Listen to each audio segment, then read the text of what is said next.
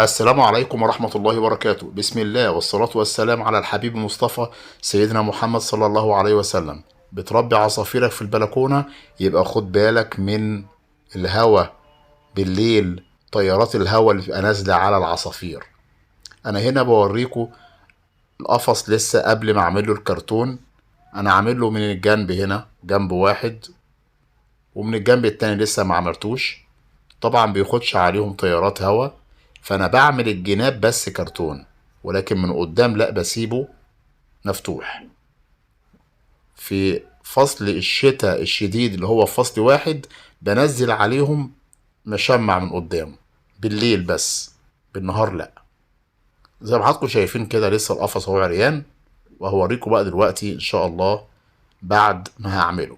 علشان خاطر تعمل الكراتين ديت من الجناب لازم يكون عندك سلك رباط علشان خاطر تربط بيه. تمام، هنا اهو خلاص بعد ما عملت الكرتون من الجنب ومن فوق.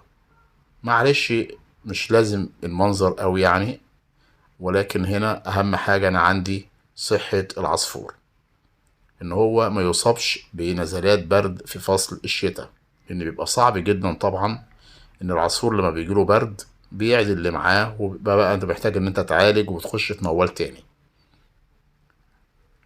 طيب هنا انا غطيت الجنبين ومن قدام مش حاطط حاجة خالص.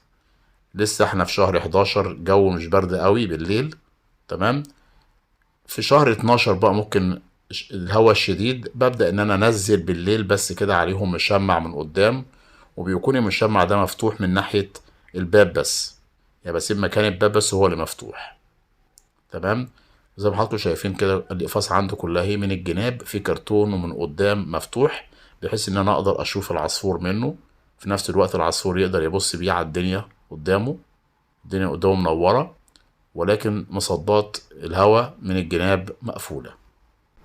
طيب في أنواع من العصافير زي الكوكتيل وزي الروز بيقرقضوا في الكرتون وبينقروه يعني بصوا اللي فتحوه عملوا فتحات فيه وباظ. في الحالة دي انت هتسد المكان اللي هم عملوه تاني، وبياخدوا القرقاضة ديت الكرتون اللي هو اللي اتقطع الصغير خالص ده، هم بياخدوه ويدخلوه جوه العش، بيعملوا منه كأن يعني مادة يرقدوا عليها زي النشارة بالظبط. بالذات الروز بيحب كده قوي، يعني بياخد الكرتون اللي في الجناب ده كله يقعد يقرقط فيه، وياخده يدخله جوه العش يرقد عليه مكان بدل النشارة. ما فيهاش مشاكل عادي. ساعتها انت طبعا هتعمل كرتون تاني، وطبعا هما مش هيقرضوه في يوم وليلة، يعني ممكن الموضوع ده واخد معاهم مثلا 10 20 يوم على ما يعملوا فتحة بس كده صغيرة. بتمنى يكون الفيديو عجب حضراتكم، بشكركم، بتمنى من حضراتكم الاشتراك في القناة وتفعيل زر الجرس. والسلام عليكم ورحمة الله تعالى وبركاته.